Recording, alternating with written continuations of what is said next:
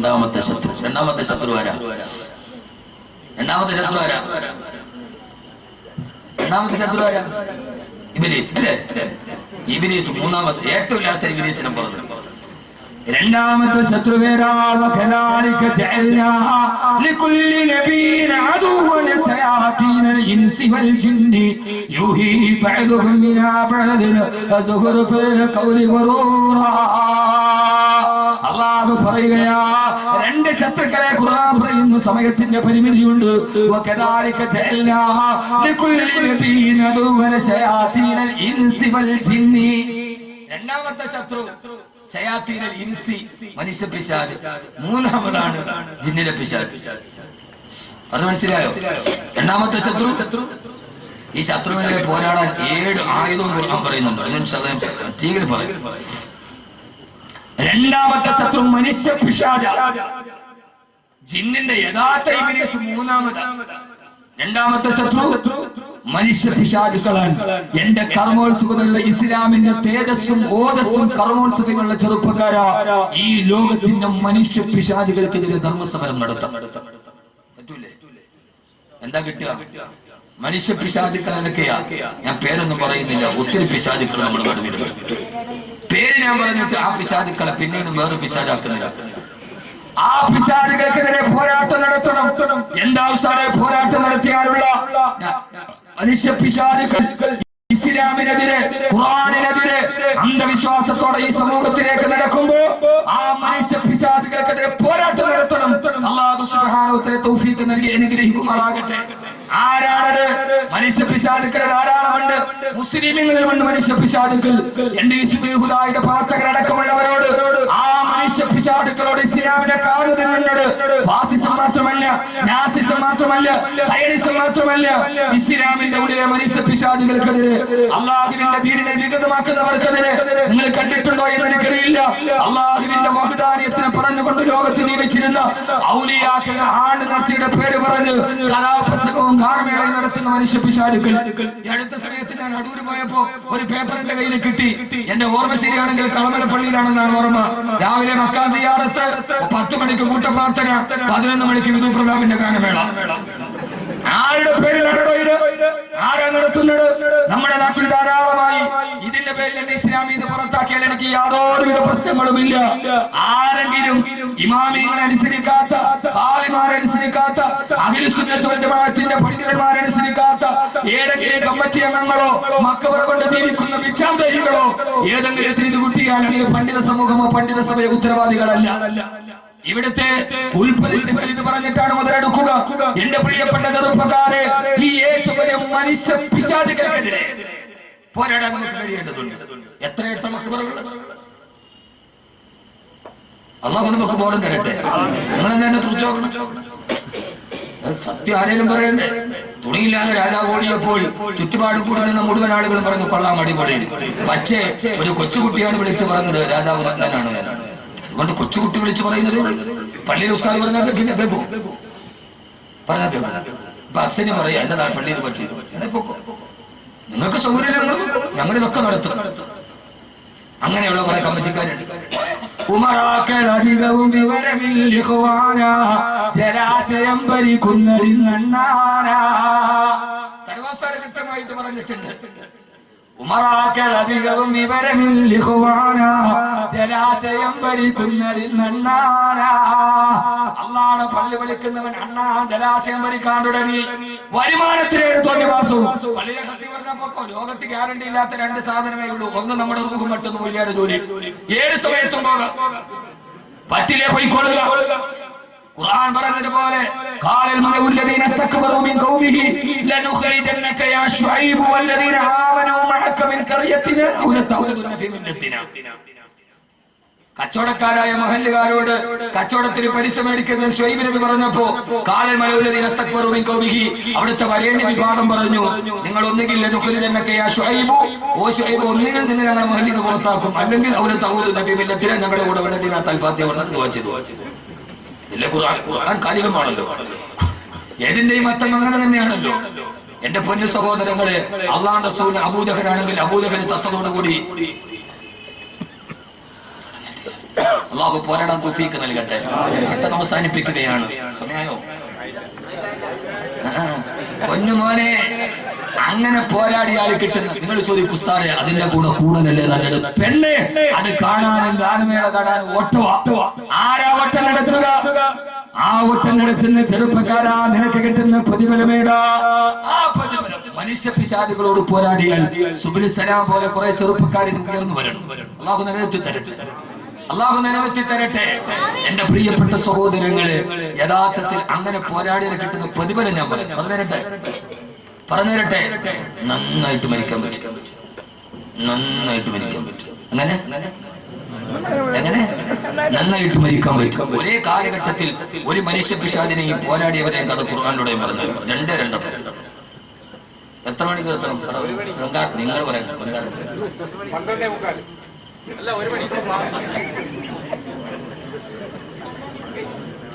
അഭിപ്രായ വ്യത്യാസം കാരണം തീരുമാനം പോളിറ്റ് ബ്യൂറോയ്ക്ക് ഞാൻ തന്നെ ആ സമയത്താണ് നിങ്ങൾ ഇവിടേക്ക് ഗൗരവത്തോടെ ഇനി കേൾക്കുക. ആ സമയത്താണ് ഒരേ കാലഘട്ടത്തിലെ മനുഷ്യ പിശാചുക്കളും പോരാട്ട വീര്യം നടത്തി സമരപ്പറമ്പിലെ ഏറ്റവും വലിയ ആദർശത്തിന്റെ കാവളം മുടക്കി ആധുനിക ലോകത്തിന്റെ ആദർശത്തിന്റെ വക്താക്കളുടെ കഥ പറയുമ്പോ നിങ്ങൾക്കറിയുമല്ലോ, ലോകം കണ്ട ഏറ്റവും വലിയ മനുഷ്യ പിശാചാണ്, ലോകത്തിലെ ഏറ്റവും വലിയ മനുഷ്യ പിശാചാണ്. ആ പിശാചിനെ കാണാനാ പോയി. ഈജിപ്തിലുണ്ട്, അയാളെ കാണാൻ പോയി. ഈജിപ്തിലെ നാഷണൽ മ്യൂസിയം മുഴുവനും കാണാൻ $2 മതി. ഈ പിശാചിനെ കാണാൻ $20. ഈജിപ്തിലെ നാഷണൽ മ്യൂസിയം മുഴുവൻ ചുറ്റിക്കാണാൻ $2 മതി. ഈ പിശാചിനെ കാണാൻ $20 വേണമെന്ന് പറഞ്ഞ കാവൽക്കാരൻ. ഞാൻ പോയി കണ്ടു. പോയപ്പോ ഞാൻ വിചാരിച്ചത് ഇവൻ ഏതാണ്ട് ഇവൻ വർത്താനമൊക്കെ കേൾക്കുമ്പോൾ 60 അടി ഉണ്ടെന്നാണ് വിചാരിച്ചത്. പോയി നോക്കുമ്പോ കണ്ണാടിച്ചിട്ട് ഒരു 5 അടി 10 അടി ഉള്ളു. പച്ച ഉണക്കക്കമ്പിൽ ടാറ് തേച്ചത് മാതിരി കിടക്കുന്നുണ്ട് ആ മനുഷ്യൻ ഈജിപ്തിലെ നാഷണൽ മ്യൂസിയത്തിൽ. എവിടെ?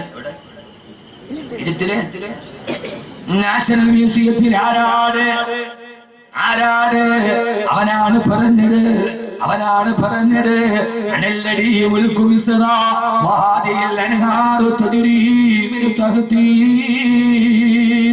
ഈ നൈൽ പോലും ഒഴുകുന്നത് എന്നോട് ചോദിച്ചിട്ടാണടാ.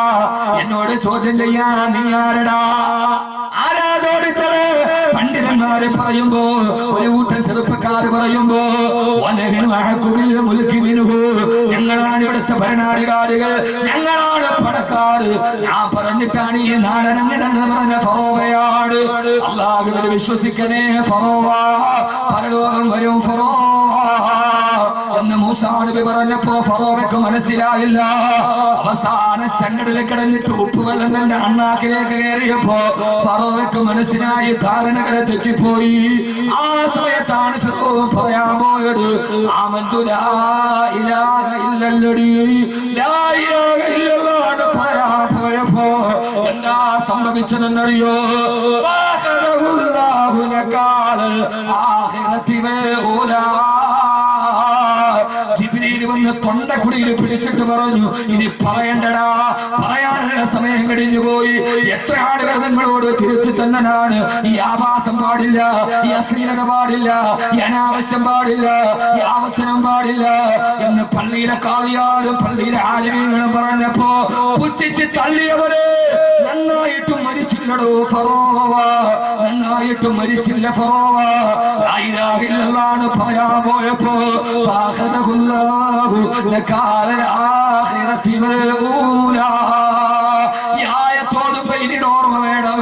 ജിബ്രീൽ വന്ന് അണ്ണാക്കിന് കുത്തിപ്പിടിച്ചിട്ട് പറഞ്ഞു, സക്കറാത്തിന്റെ വേദനയിൽ കിഴിവ് പറയാനോ വേണ്ട. ചെങ്കടലിലേക്ക് ചത്തുപോയി ഫറോവ. 40 വർഷങ്ങൾ കഴിഞ്ഞപ്പോ 400 വർഷങ്ങൾക്ക് ശേഷം ഫറോവയെ കണ്ടെടുക്കപ്പെട്ടു. അവസാന പസഫിക് മഹാസമുദ്രത്തിൽ സമുദ്ര ഗവേഷകർക്ക് ഒരു മുടിക്കെട്ട് കിട്ടി. ആ മുടി ഇപ്പോഴും മ്യൂസിയത്തിലുണ്ട്. ഇന്റർനെറ്റിൽ പരസ്യം ചെയ്തു, ഒരു മുടി കിട്ടിയിട്ടുണ്ട്, ആരുടെ ഇടങ്ങളില്ല. അങ്ങനെയാണ് ഈജിപ്ഷ്യൻ ഗവൺമെന്റ് വാങ്ങിച്ചത്. ഫറോവയുടെ തലയുടെ മറുഭാഗത്ത് ഫറോവയുടെ തലമുടിയടക്കം